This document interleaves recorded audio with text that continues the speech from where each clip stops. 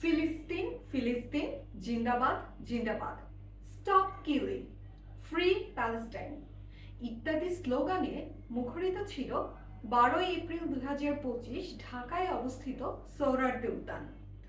বাংলাদেশের বিভিন্ন প্রান্ত থেকে মার্চ ফর গাজা নামের কর্মসূচিতে যোগ দেওয়ার জন্য লাখো মানুষের ঢল নামে। ইসরায়েলি আগ্রাসন এবং ইসরায়েল যে গণহত্যা চালাচ্ছে প্যালেস্টাইনে, সেটার প্রতিবাদে ছিল এই মিছিলটি। এখন এই প্রতিবাদের খবর বিশ্বের বিভিন্ন গণমাধ্যম ছাড়াও স্বয়ং ইসরায়েলেও পৌঁছে গেছে।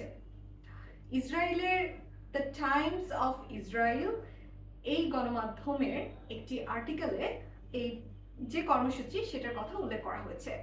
সেই কর্মসূচির কথা উল্লেখ করতে গিয়ে তারা একটা প্রতিবেদনের মতো লেখেন।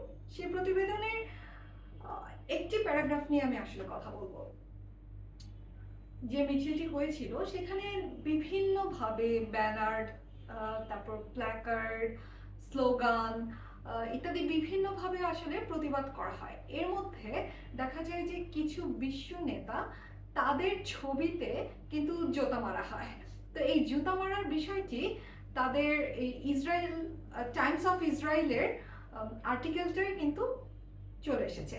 সেখানে বলা হয়েছে যে ইসরায়েলের প্রাইম মিনিস্টার নেতানিয়াহু, তারপর আমেরিকার প্রেসিডেন্ট ডোনাল্ড ট্রাম্প এবং ইন্ডিয়ার প্রাইম মিনিস্টার নরেন্দ্র মোদী, এই তিনজনকে যে মারার কথা সেটা এই আর্টিকেলে উল্লেখ করা হয়।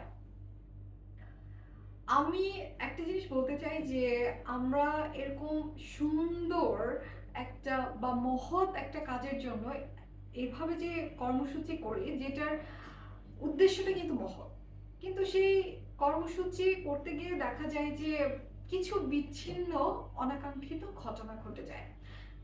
এই মার্চ ফর গাজা বা প্যালেস্টাইনের ফ্রি এর জন্য কিন্তু বেশ কয়েকদিন যাবতই বিভিন্ন মিছিল, প্রতিবাদ মিছিল হচ্ছে দেশের বিভিন্ন জায়গায়। আমরা দেখেছি যে একটা জায়গায় দেখা গেল যে প্রতিবাদ করতে গিয়ে কিছু লোক ভাঙচুর করছে, এমনকি একটা জুতার দোকান থেকে জুতা চুরি করে নিয়ে গেল। তো এই মহৎ উদ্দেশ্যে যে একটা মিছিল করা, সেখানে এরকম ছোট ছোট অনাকাঙ্ক্ষিত ঘটনা করলে কিন্তু সেই মহৎ উদ্দেশ্যটা ঢাকা পড়ে যায়।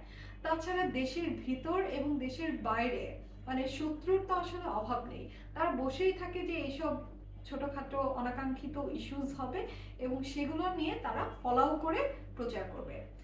এতে করে যে আমাদের যে মেইন উদ্দেশ্য থাকে সেটা বিহিত হয়। তো আমরা এরকম অনাকাঙ্ক্ষিত কাজ থেকে বিরত থাকি। আর আমরা সবাই দোয়া করি যাতে খুব অচিরেই প্যালেস্টাইন ফ্রি হয়। Free Palestine. ধন্যবাদ।